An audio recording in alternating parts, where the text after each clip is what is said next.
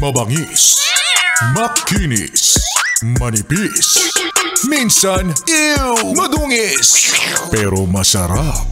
Mwah! I-kiss. Sexy time na. Sexy Megan! Ano ba talagang mas gusto ko? Ang beer na to o ang pag-ibig mo?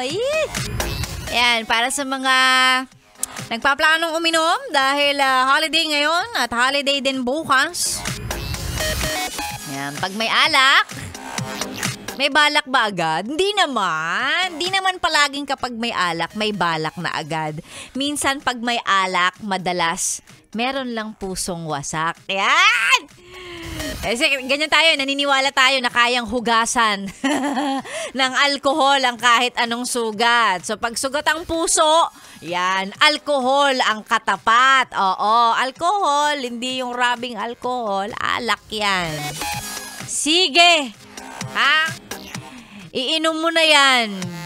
Okay lang naman, wala namang masama. Diba? Basta hindi ikaw yung klase ng tao na kapag nalalasing, nagwawala, ha? Pag nalalasing, nagdadrive pa. Pag nalalasing, nambubulabog. O, ayusin nyo lang, ha? Ayusin nyo. Wala naman bawal. Hindi naman bawal maglasing. O, kung dyan ka masaya, gusto mo uminom ng alak, okay lang. Basta kapag nalalasing, sa tiyan ang bagsak ng alkohol. Nung espiritu ng alak, hindi sa utak. Hindi yung kung ano-ano mga pinaggagawa mo. Yan, ha?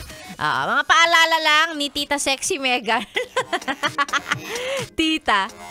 O parang nanay mo nga kung makapangaral. Pinapaalalahanan lang naman kita. Nagdaan na ako dyan. Yan. Yung pagka-broken hearted, tapos malalasing. Magda-drunk text, drunk call dun sa kung sino man yung namimiss niya. Ay, pinagdaanan ko na yan. Miss na miss kita. Hindi ko kayang wala ka. Baka pwedeng tayo ulit. Sana tayo pa rin. Sana ako na lang ulit. Yung mga ganyang emote, ay naku. Pagsisisihan mo yan kinabukasan kapag hindi ka nalasing. Okay? So, ayan. Ayusin mo. Yan. Sa mga may balak mag-inuman mamaya na, ha? Alam nyo na. Oo, drink responsibly. Ayan. Nasa mga commercials naman ng alak yan. Alam nyo na dapat. Ha? Oo. Drink responsibly. Hindi rin naman sinabing drink everyday, ha? Huwag din naman ganun. Yan tayo kuruting kita ng nail cutter.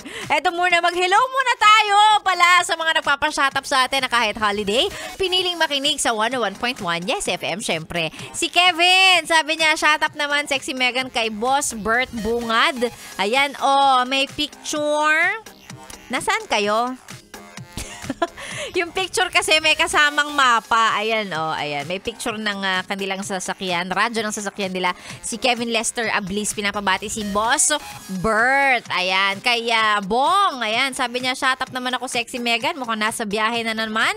At naka 101.1 Yes FM yan. Hello sa'yo, Kuya Bong. Pati na rin kay Marvin. Sabi niya, magandang umaga. Balingkinitang Sexy Megan. Taray naman. May balingkinitan pa talaga. Eto, pasigaw po sa labas naman po kaya Elma Joy, saka sa mga tropeyo ko na sina Elvin, Elijah, Ezekiel, Ellery, and Enzo. Ayan, mukhang mga anak ni Marvin to. Hi sa'yo, Marvin, at sa buong pamilya mo, maraming salamat sa pag-mention at pagsabi na si Sexy Megan ay balingkinitan. Yan.